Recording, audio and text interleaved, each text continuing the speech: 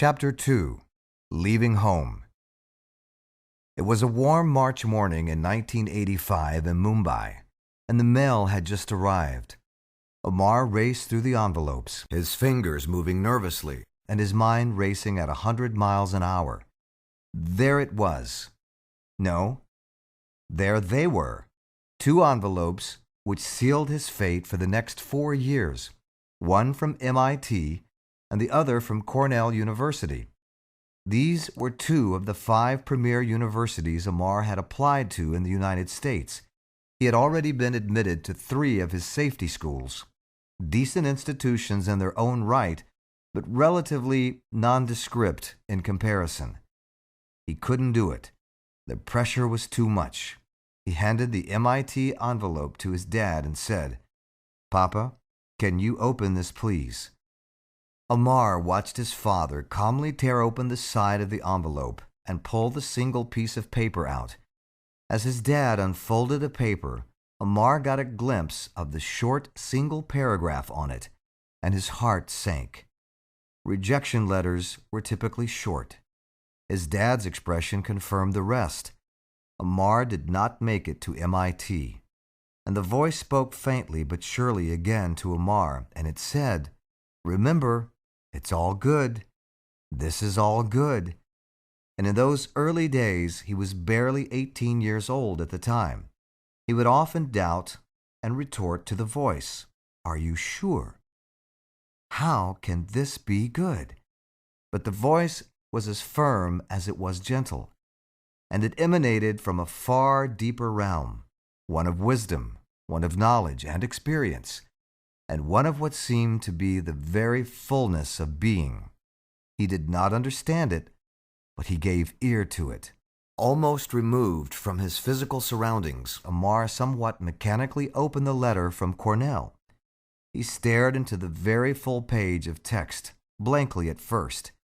He read the first few paragraphs, but the adrenaline was pumping so hard that nothing registered.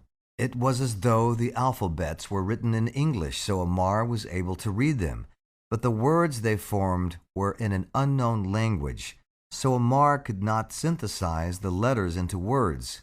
Simply put, he could not string it together, not at first. Then it hit him. Amar was accepted into Cornell University. He reread the letter as his hands shook with excitement and his heart pounded with joy. The letter was an amazing blend of unique and superb prose which congratulated Amar on his acceptance and further congratulated Cornell for having one more feather in its cap.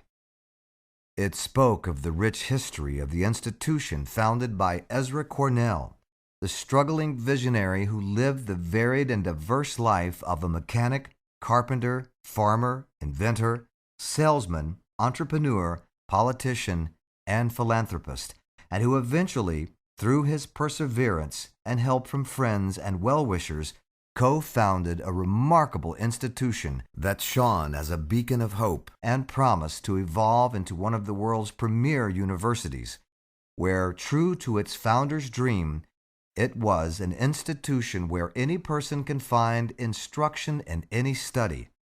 And the letter painted a picture of promise, adventure, and hard work, as it welcomed Amar into its vastly talented community spanning students, professors, staff, and well-wishers.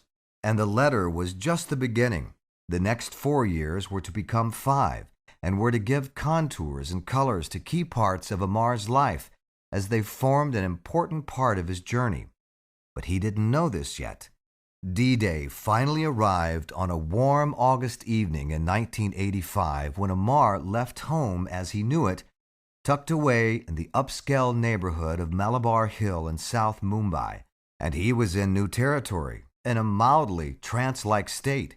He wondered if this was how little birds felt when they were first jettisoned from their nest, or what the lion cub feels when he or she naturally wanders into new environs to hunt, love, and live.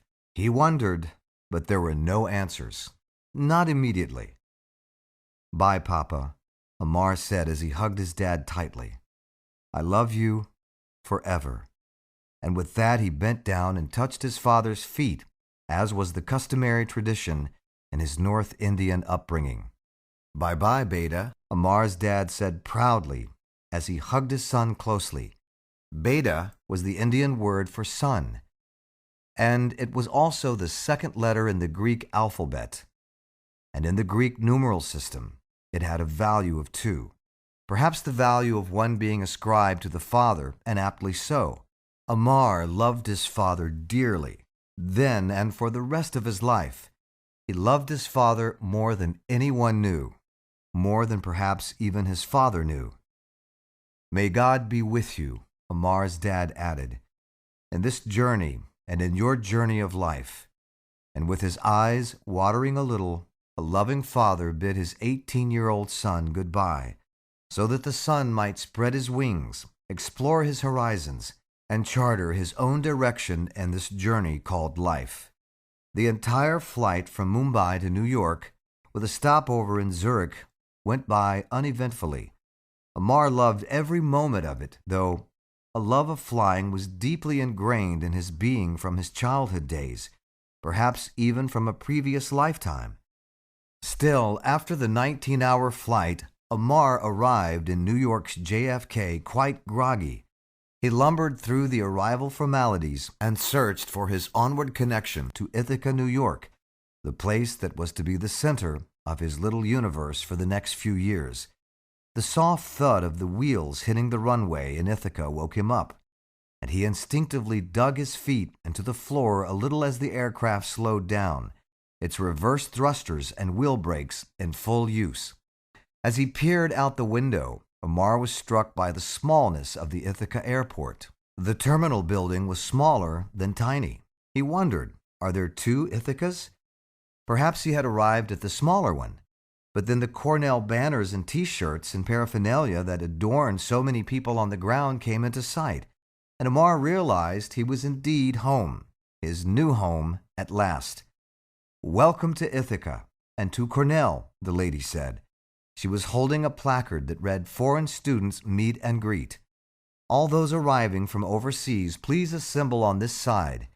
She added, as a group of about 15 students from Amar's flight assembled in the designated area, "We will be driving to Cornell shortly, in the white and blue bus which is parked outside," she said. "Please collect your bags and assemble at the bus." With that, she gave the little group a warm smile and patiently waited till all their bags had arrived and they had assembled near the bus. On the short ride to campus, Amar watched the town pass by outside the window. He did not talk much. None of them talked much. Each of the new students was in his or her own world, having left behind all that was familiar and comforting, and having embarked on a new journey, a journey into the unknown. As a foreign student in a large U.S. university, Amar's initial days were both intriguing and overwhelming. A sense of excitement came through in a very real and palpable way. An excitement for exploring the unknown. An excitement for biting into a piece of this magnificent entity called Cornell. An excitement for starting a new chapter in his life's journey on Earth. And an excitement to establish the foundation to achieve something significant in life, to become somebody meaningful, to have impact on society, to become a thinker, a doer, a mover, and a shaker. At the very root, it was almost a raw excitement to just be to the fullest extent possible. And the voice spoke again to Amar and said, "Remember, it's all good. This is all good." Amar had read the brochures and seen the pictures of Cornell, but Cornell, the entity, was much bigger and fuller than Amar had ever imagined. And she was alive. She had a pulse. She spoke a language that was as beautiful as it was incomprehensible. He could not figure it out, but he loved trying to tune into it, to get a fleeting glimpse, a partial message every now and then. University Hall 5, U-Hall 5, stood starkly in front of Amar. Its name almost conveyed drabness, perhaps even a sense of focus that was frightening. But in reality, this referred only to the physical aspects of the building. Her spirit was something altogether different. There was a hustle and bustle about the place.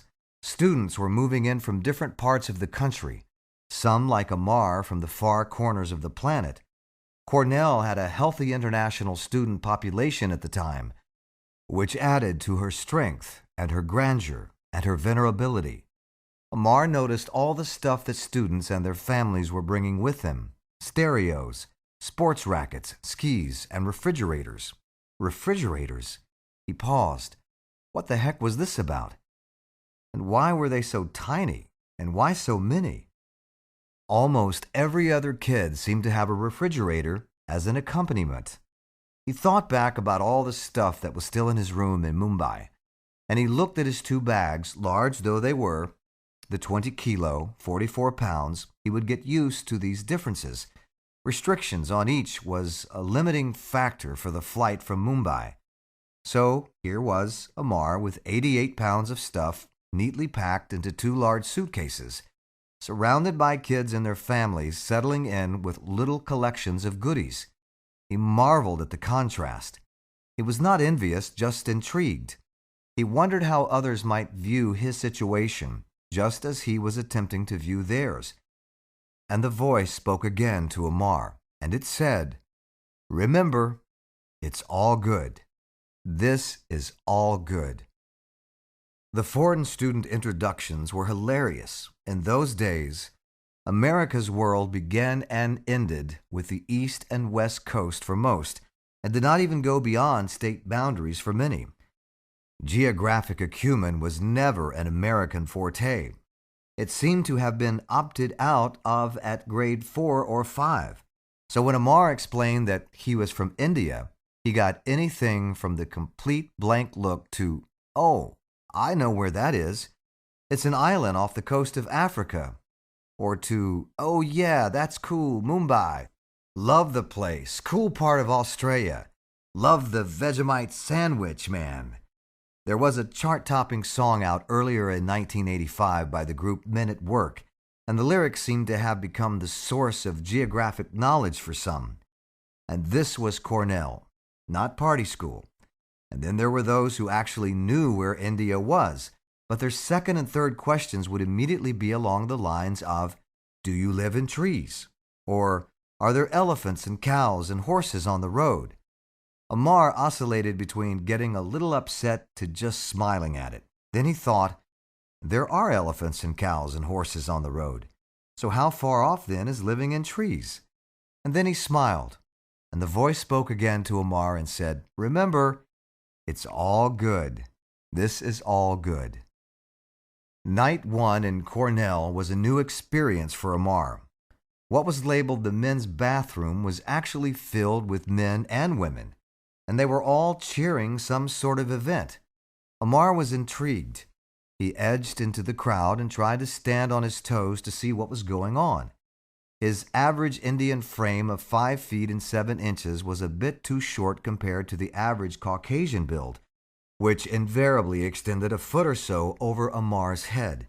He could see through the shifting bodies that there was some sort of competition between 2 guys, and that the crowd was generally egging them on. He asked the girl standing next to him if she knew what was going on, and she replied, "Yeah, it's a drinking binge. John and Pablo here got into a duel. We'll see who outdrinks who." Then Amar asked the stupid question, "Outdrinks? What are they drinking?" There was a blank look on Sally's face, and then she smiled and said, "You're not from around here, are you?" Amar nodded, and Sally smiled warmly and said, "Beer. They're drinking beer. John's down 25, and Pablo's on 26. Amar watched in a state of amazement for the next hour and a half, as Pablo and John transcended from a score of 26-25 to an even higher zenith of 41-39. Pablo incidentally maintained his lead right through the evening, each of them downing a can of beer, and right after that, vomiting the whole thing out in one of the WCs. The crowd cheering the whole time. Amar, too, joined in the frenzy. He would later learn the theory of his actions in Psychology 101 on how group dynamics tend to influence human behavior at the individual level. And he just went with the flow, marking this down as one of life's many experiences he neither understood nor subscribed to, but nonetheless accepted. And the voice spoke again to Amar and said, "Remember, it's all good. This is all good." And his instinct immediately retorted, "No way. This cannot be good. This is bad, really bad." But he just let it be. He had not yet reached that part of life's journey where he would understand deeply that the labels we put on events, on things, on people, on our very beings are just that, labels. They neither add to nor subtract from what is. And what is complete and perfect in its imperfection with all its limitations. That is the very nature of duality, which is the dance of opposites, of happiness and sorrow, of pain and pleasure, of success and failure, which forms the essence of our existence. But Amar did not get all this just now. It was too early. The time had not come, not yet.